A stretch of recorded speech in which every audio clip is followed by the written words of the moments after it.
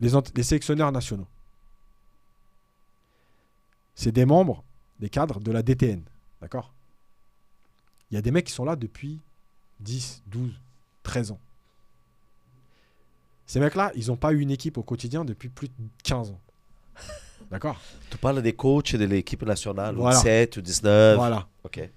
Donc, ils n'ont pas coaché vraiment au quotidien depuis 15 ans. Ils ont à peu près les meilleurs joueurs de la catégorie Oui. pendant 2 semaines. Ils sont membres de la DTN et donc ils forment aussi. C'est eux qui font les formations, Des coachs. des ES, etc. Des coachs. Donc le mec là qui est en face de moi, il a une équipe 15 jours tous les 6 mois. Il n'a pas mis ses pieds sur un terrain au quotidien depuis 15 ans. Et il est en train de m'expliquer à moi comment je dois gérer une équipe. Comment je dois gérer une nouvelle génération. Comment je dois faire des séances d'entraînement. Lui, il est en train de m'expliquer ça. Et ça fait 15 ans qu'il n'a rien fait. Mais c'est pas sérieux. Les membres de la DTN qui forment, pour moi, je vais être très simple. 4 ans, après vous dégagez. C'est pas un travail de fonctionnaire. C'est pas une planque. Tu prends 4 ans, si ça t'intéresse réellement de former des gens. 4 ans, vous formez, vous êtes sélectionneur et tout. Au bout de 4 ans, votre contrat il se termine, on renouvelle l'équipe et vous retournez au charbon au quotidien. Et puis dans 5 ans ou dans 4 ans ou dans 8 ans, si vous voulez revenir, dispenser et tout, ok, mais pendant 7, 8, Déposer 7, votre 8 ans, CV déjà. voilà, 7, 8 ans, t'es revenu mettre les mains dans le cambouis au quotidien. T'as fait les formations. Quand on t'explique que sur une séance de frappe, tu mets 3 joueurs derrière le but qui vont ramasser les ballons pour que ça aille plus vite. Mais venez avec nous sur les terrains en U16. Va dire à 3 gamins, faites ramasseur de balles pendant 5 minutes. Il va te dire, mais t'es fou. Non, mais c'est vrai ou c'est pas vrai ? C'est vrai. Ben oui. Ouais. Mais eux, ils te disent ça. Non, mais vous pouvez.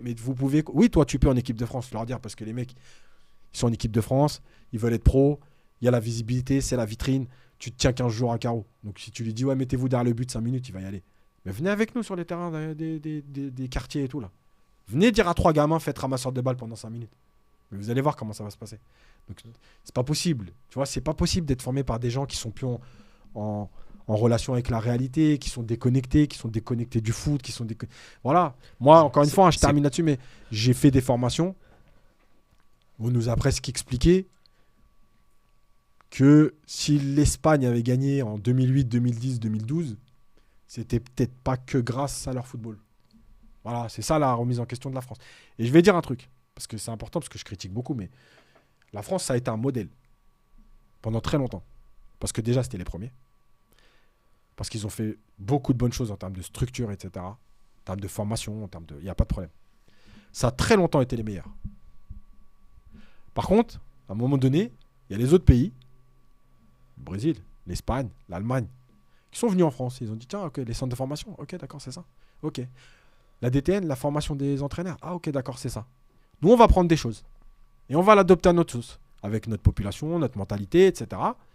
Et d'un coup, bah oui, pendant quand même entre 98 et 2000... Non, entre 2006 et 2014, bon, la France, elle est plus trop en tête d'affiche.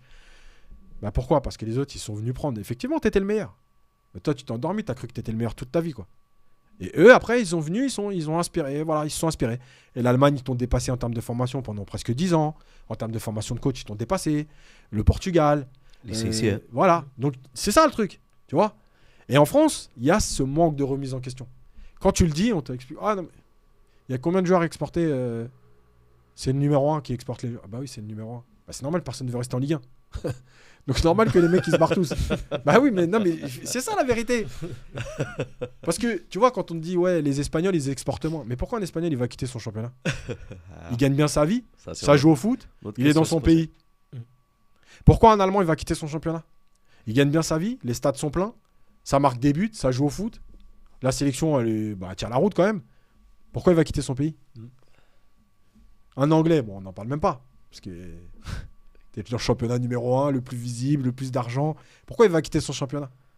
Bah, le Français, pourquoi il quitte son championnat ? Bah, parce que tes clubs, ils se font sortir dès les phases de poule en Coupe d'Europe. Parce que les stades ne sont pas pleins. Parce que le football, on s'ennuie. Parce qu'en plus, on se fait taper dessus tout le temps. Le foot en France. Voilà, alors que dans les autres pays, c'est quelque chose. C'est presque une religion. Mais bien sûr que je m'en vais. Et en plus, en termes de salaire, je vais gagner mieux ma vie là-bas. Ouais. Pourquoi les mecs, ils vont en championship? Tu te rends compte? Tu as des joueurs de Ligue 1 qui vont en championship. Donc D2 anglaise. Normalement, quand on te dit tu es en Ligue 1, tu vas en D2 dans un autre pays, personne dit oui. Bah si, ils y vont parce qu'il y a de l'argent, des grands stades. Évidemment. Réalité financière. Et voilà. Donc arrêtez de nous dire, c'est nous qui exportons le plus. T'exportes, ok, en termes de chiffres, encore une fois les stats, mais Parce que tu n'es pas bon. il y a plein d'explications qui font que...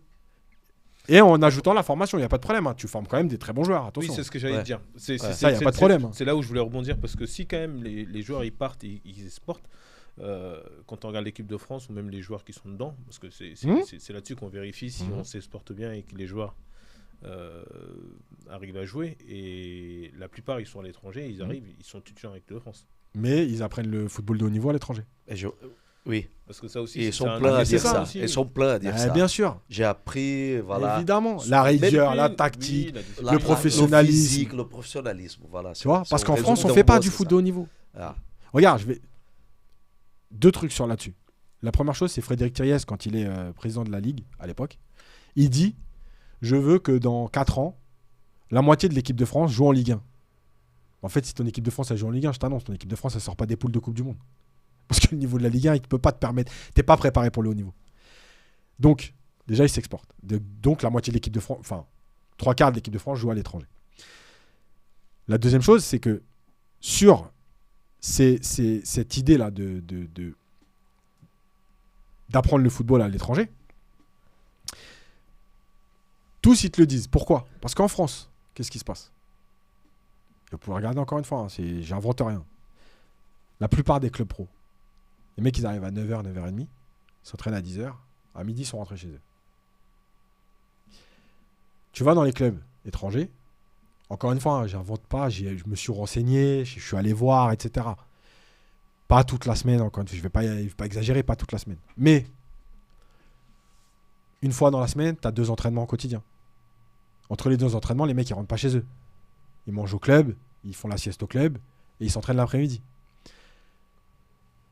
Quand ils ont entraînement que le matin, il y a soit des séances spécifiques en plus pour certains, soit du travail vidéo, soit, enfin, tu vois, il y a des choses. La plupart, ils ont aussi des séances de musculation, tout ça, l'après-midi. En fait, les mecs, ils viennent au club à 8h, 8h30. Dans beaucoup de clubs aujourd'hui, ils sont obligés de prendre le petit déjeuner ensemble. Donc, Ouais. ils viennent à 8h, 8h30. Ils partent du club. Ok, à 15h, 16h maximum. C'est une petite journée de travail tranquille. Tu fais que du foot et tu es rentré chez toi à 16h. Mais malgré tout, tu as passé la journée au stade. Regarde, un autre exemple avec Bielsa. Quand Bielsa, il disait, j'arrive à 8h au stade, je pars à 20h. Combien tu as entendu d'entraîneurs, dont un que je connais bien, Pascal Duprat, dire, ouais, c'est du cinéma. Ah, c'est du cinéma? Bah non. Le mec, il vient avant les joueurs déjà. Il n'arrive pas en même temps que les joueurs. Quand les joueurs ils arrivent, il peut échanger avec eux tranquillement. Réception, Il y a entraînement. Et l'après-midi, il prépare peut-être sa séance du lendemain. Il regarde peut-être des matchs du futur adversaire. Il regarde peut-être des joueurs à recruter pour le prochain mercato. Mais c'est normal qu'il travaille de 8h à 20h. Alors peut-être pas de 8h à 20h. Mais non. Mais non.